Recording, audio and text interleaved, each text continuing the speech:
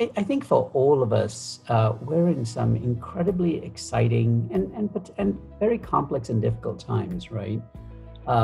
Whether it's as a business leader or as an individual, I, th- I think there is a real challenge and an imperative for us to stay relevant in a world that's changing incredibly quickly. The way we can stay relevant is by being curious, by continuously challenging ourselves, continuously looking at developing ourselves, trying to look around corners and trying to see connections.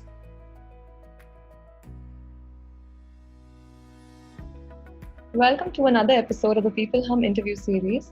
I'm your host, Vanessa Rose, and let's begin with a quick introduction of peopleHum. peopleHum is an end-to-end, one-view integrated human capital management automation platform, the winner of the 2019 Global Cody Award for HCM that is specifically built for crafted employee experiences and the future of work. We run the peopleHum blog and the video channel, which receives upwards of 200,000 visitors a year, and publish around 2 interviews with well-known names globally every month. And now for our guest. Ravin is the managing director of Willis Towers Watson. He is a global thought leader, futurist, and author on the future of work, automation, and human capital. He was named to the Thinkers 50 Radar Class of 2020. He has also been recognized as one of the top 25 most influential consultants in the world by Consulting Magazine, one of the top 8 future of work influencers by Tech News, and one of the top 100 HR influencers by HR Executive. We're extremely happy and honored to have him on our interview series today. Well, Ravin, we're thrilled to have you. And thank you for having me. It's our pleasure. So the first question I have for you, Ravin, is could you tell us a little bit about your experiences, and your journey and what has brought you here today? So I think like most people, it's a combination of factors, right? Uh, Obviously, my parents and the role models that they were, the wonderful colleagues that I work with, who have been incredibly supportive of me, the fantastic organization Willis Towers Watson that I work for, that over the last almost 26 years has given me an opportunity to perpetually reinvent myself, and an opportunity to take on different roles and responsibilities, and the space to grow and develop and to help shape many of the things that we now do with our clients. And I guess lastly, the clients themselves, who I have the great privilege of being able to pick the clients I work with. And so many of them have been so incredibly progressive and have wanted to engage in a journey of challenging the status quo, of actually wanting to reinvent and re-envision. And that has, obviously driven my own growth and development. Yeah, that's really nice. So, Ravin, do you believe that there's a trend for organizations to change perspective from being business-centric or profit-centric to people-centric? And how do you think organizations go about planning this journey? That's a really good question. In Davos this year, the World Economic Forum advanced its primary theme of stakeholder value as opposed to just shareholder value. And we've certainly seen evidence of people centricity in this particular pandemic. For having been around a while, if I go back to the last 3 recessions, you often saw headcount and employees being the first thing that companies turned to when they were looking for savings. And this time around, it's been really heartening to see many organizations actually put their people first, viewing the protection of their employees and the preservation of their well-being as being the most important thing. And certainly my organization has done that as well. Now, that's not to say organizations are not going to have reductions in force or headcount reductions, but actually leading with their people is a massive change from what we've seen in the past. I will say, though, it's not a universal phenomenon, right? So for every 1 or 2 examples that you see of perhaps a Unilever or a Willis Towers Watson, you see countless others where you just end up perplexed as to what their value systems are that would lead them to make some of the decisions that they make. And you see that playing out around the world. In terms of how you think about planning this journey, it really starts with a strong focus on mission and purpose. We've seen many organizations, many CEOs talk about their higher purpose and manifesting that purpose in how they lead, in how they develop their teams, in how they redesign their organizational systems, and in how they make priorities about how they run their businesses. And ultimately, it comes down to the choices they make. Yeah, so those who focus on profit will not last for long, and this will show us. I think profit and more broadly shareholder value has its place, but it's alongside the needs of all the other stakeholders. And I think that's what makes business incredibly challenging, particularly in the fast moving world we're in, is achieving that balance of the needs of all stakeholders, not just the shareholders, not just customers, not just employees, but recognizing the needs of all and ensuring that you are sort of achieving the right balance, I think is what makes it incredibly challenging. Also, a leadership journey begins, with showing accountability. But personal accountability does not always mean good people management. So, what would your advice be for individuals starting on this journey to be better leaders? I think it goes back to that point of mission and purpose, right? I think having a clear sense of your own values, and what you stand for, what your beliefs are. And we're seeing organizations start to mirror the beliefs of their leaders, and the ethical values. Just to pick on Microsoft, for example, it's very obvious that that organization's value system is very aligned with Satya's value system. And you see that manifesting itself in the way people make decisions. Um, And so I think it's, once you've established your values, I think ensuring that you are living them out in a consistent way and with all of the small decisions that you make every day, which are so obvious to the many people around you, um, I think that's really what drives towards an organization that is sustainable and is mission focused. You hear that from the greatest companies that their leaders are present in even when they're not there. And what I mean by that is that their values, the way they think, the way they act, the way they behave, guides and shapes the decisions of all of their colleagues and direct reports, even when they're not there. And I think that's probably the greatest trick in leadership. It will actually be a role model for everyone. So, people practice. Indeed. And so, moving on to the next question. So, world is suddenly enamored with, digital transformations due to scenarios. So, why is going digital important now, and how should organizations set objectives? Yeah, that's a great question. I'll go back to what to Satya. He said recently that we've seen 20 years of digital transformation happen in 20 days, and I think he's absolutely right.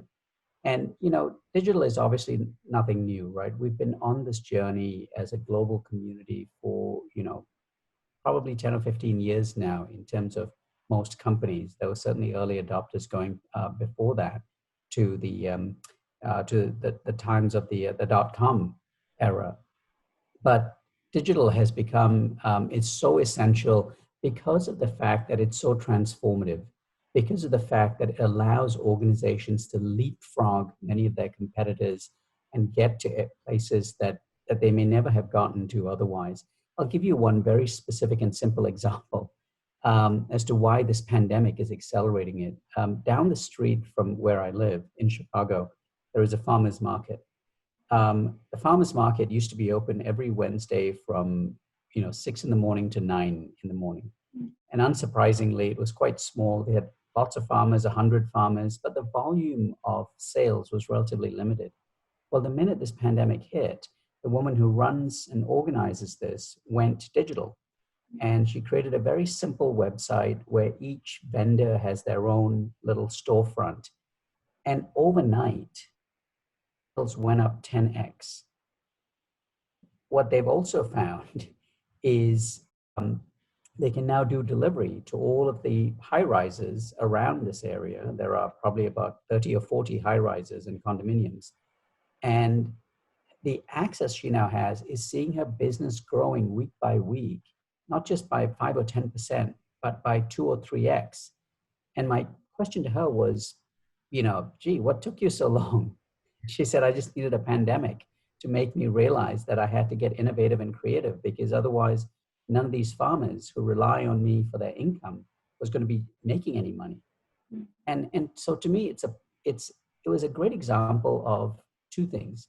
One is how necessity is the mother of innovation, and we're seeing lots of examples of that in this pandemic. And then secondly, the power of digital to sort of transcend space and time and traditional limits of capacity. Yes, it all depends on how fast we got to adapt to it. Yes, indeed. And how creative we can be in terms of adopting digital, right? And we're going to be agile and experiment and test and try and fail and keep improving. And I think that's really at the heart of what allows organizations to leapfrog. We also believe AI and automation have a huge role to play in reducing biases, as well as making people engagement aspects more effective. Yeah, I really do. My last book was called Reinventing Jobs, and my co-author John Boudreau, who, by the way, you asked what's brought me here. John has been one of my greatest sources of inspiration, and we have written 3 books together and countless articles for the Harvard Business Review. And he continually challenges me to think differently. So a shout out to him, I guess. But when John and I wrote Reinventing Jobs, the thing that we were convinced of is that many organizations were really missing the big opportunity as it relates to the power of automation. Many were starting with the technology and then trying to figure out how they substituted human labor. And what we really believed was that AI and automation can do so much more. But what it requires is a much more nuanced and understanding of work. And it requires you to start at the task level. And in the framework we developed, you'll see that it actually illustrates how where automation is ideal for substitution of human labor, where automation can augment the creativity and the innovation of a human and increase their productivity exponentially, and then where automation actually creates demand for new types of human skills and human work. And as it relates to decision biases, there's a great case study out there of work that Unilever has done. I'm a big fan of Lena Nair, their CHRO. I've had the great privilege of working with her, and we were co-authors of a report for the World Economic Forum earlier this year that was presented in Davos.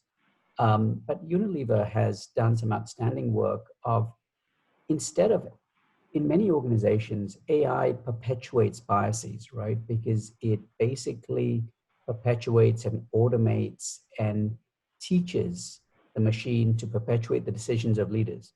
In the case of Unilever, they actually said we could use automation and AI to reduce bias, to increase our addressable market when we're recruiting talent specifically, and actually ensure that we are being much more inclusive in how we do that. And so things like, ensuring the algorithm is not looking at where people live, which is something that human recruiters almost naturally do, right? We all are curious and have that tendency. And then that then affects the decisions and brings about our biases. So it doesn't look at where people live. It may not look at what specific university they graduated from. It's going to look at the other things that they do, how they've developed themselves, how they've contributed to their society and community, etc. And so I really do think AI can be an incredibly powerful tool, but it requires us to be really thoughtful about how we use any tool, for that matter. That goes for anything.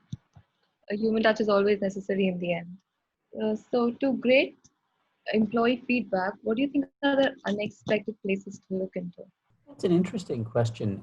So Willis Towers Watson is one of the largest employee listening or employee sensing businesses in the world. And it's been really fascinating for me to watch the evolution of that space, because certainly there's a lot more technology that's come in.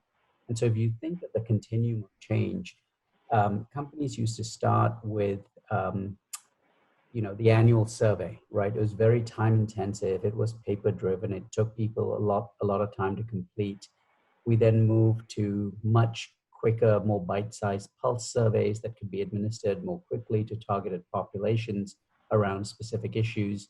Many organizations are doing things like virtual focus groups, which is something that we do, where you're able to, with AI and adaptive listening, um, guide and structure a conversation in a way that lets you get insight in an anonymous fashion. And so it's incredibly powerful. And then I think if you overlay that against some of the advances in, for example, what Microsoft is doing with tools like Workplace Dynamics, where you're able to sort of look at the interactions that people have in your work, in your digital workspaces, to look at how people are engaging, where are their networks. I think what you get is an incredibly detailed mosaic of the true state of your culture. And I think that's where it becomes really powerful. Now, the big issue, I think, for many organizations is ensuring you're still preserving privacy. And I think you can still do that. But it gives you much better, more accurate, real-time view of your workforce and where there are opportunities for you as an organization um, to sort of actually engage in specific interventions to ensure that your workforce is engaged and productive, and you're achieving the right retention levels. So, Ravin, moving on to the last question of our interview, do you have any sound bites you'd like to share our audience with? I think for all of us, we're in some incredibly exciting and very complex and difficult times, right? Whether it's as a business leader or as an individual, I think there is a real challenge and an imperative for us to stay relevant in a world that's changing incredibly quickly.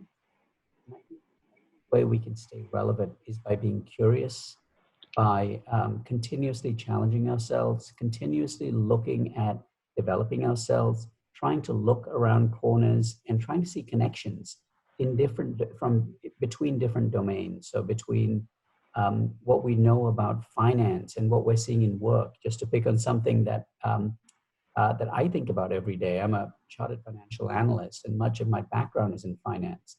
But what I'm really intrigued by are how some of those the disciplines of that domain apply to the future of work, the world of work. And likewise, there are many other connections that I think those of us who are curious and keen to stay relevant need to continue to explore. Yeah. So, thank you so much, Ravin, for the amazing insights you shared with us. I really appreciate you sharing your time and your views with us, and I'm sure our audiences love it too. Thank you. It's been a real pleasure joining you.